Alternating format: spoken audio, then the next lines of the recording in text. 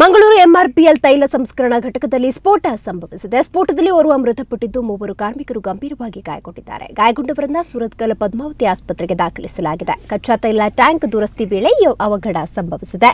ಸುದ್ದಿ ತಿಳಿದ ತಕ್ಷಣ ಸ್ಥಳಕ್ಕೆ ಪೆಣಂಬೂರು ಹಾಗೂ ಸುರತ್ಕಲ್ ಪೊಲೀಸರು ಭೇಟಿ ನೀಡಿ ಪರಿಶೀಲನೆ ನಡೆಸಿದ್ದಾರೆ.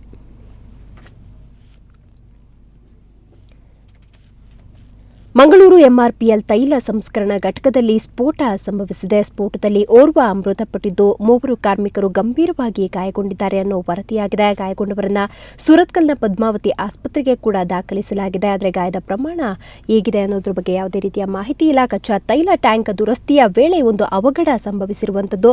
ಸುದ್ದಿ ತಿಳಿದ ತಕ್ಷಣ ಸ್ಥಳಕ್ಕೆ ಪೆಣಂಬೂರು ಹಾಗೂ ಸುರತ್ಕಲ್ ಪೊಲೀಸರು ಭೇಟಿಯನ್ನ ನೀಡಿದ್ದಾರೆ, ಪರಿಶೀಲನೆಯನ್ನು ಕೂಡ ನಡೆಸಿದ್ದಾರೆ.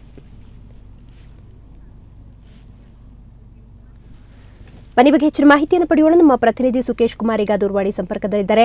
ಸುಕೇಶ್, ಮಂಗಳೂರಿನ ಎಂಆರ್ಪಿಎಲ್ ತೈಲ ಸಂಸ್ಕರಣಾ ಘಟಕದಲ್ಲಿ ಸ್ಫೋಟ ಸಂಭವಿಸುವ ವರದಿಯನ್ನು ನೀಡಿದರೆ, ಸ್ಫೋಟ ಹೇಗೆ ಸಂಭವಿಸಿತು, ಯಾವಾಗ ಸಂಭವಿಸಿತು, ಗಂಭೀರವಾಗಿ ಗಾಯಗೊಂಡಿದ್ದಾರೆ ಅನ್ನೋ ಮಾಹಿತಿಯನ್ನು ನೀಡಿದರೆ ಅವರ ಸ್ಥಿತಿ ಹೇಗಿದೆ ಅಂತ?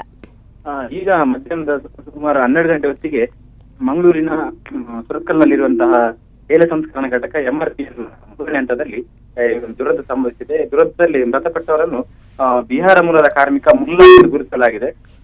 ಈ ಕಚ್ಚಾ ತೈಲ ಟ್ಯಾಂಕಿನ ಒಂದು ಪೇಂಟಿಂಗ್ ಮತ್ತು ವೆಲ್ಡಿಂಗ್ ಮಾಡ್ತಿದ್ದಾಗ ವೆಲ್ಡಿಂಗ್ ನ ಕಿಟಿ ಕಚ್ಚಾ ತೈಲಕ್ಕೆ ಬಿದ್ದು ಈ ರೀತಿ ಒಂದು ಸ್ಫೋಟ ಸಂಭವಿಸಿದೆ. ಕೂಡಲೇ ಏನು ಕಾರ್ಮಿಕರನ್ನು, ಗಾಯಗೊಂಡ 3 ಕಾರ್ಮಿಕರನ್ನು ಮಂಗಳೂರು ಮತ್ತು ಸುರತ್ಕಲ್ ಏನು ಆಸ್ಪತ್ರೆಗೆ ದಾಖಲಿಸಲಾಗಿದೆ.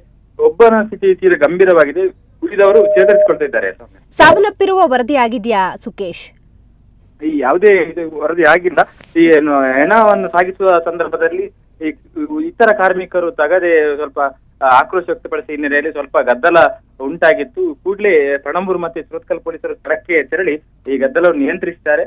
ಇದೀಗ ಪರಿಸ್ಥಿತಿ ಶಾಂತವಾಗಿದೆ. ಮತ್ತೆ ಎಲ್ಲ ಒಂದು ಸೂತ್ರ ಇದನ್ನು ಕೂಡ ಕೈಗೊಳ್ಳಲಾಗಿದೆ, ಸುರಕ್ಷತಾ ಕ್ರಮಗಳನ್ನು ಕೈಗೊಳ್ಳಲಾಗಿದೆ. ಓಕೆ ಸುಕೇಶ್, ನಿಮ್ಮೆಲ್ಲ ಮಾಹಿತಿಗಾಗಿ ಧನ್ಯವಾದ.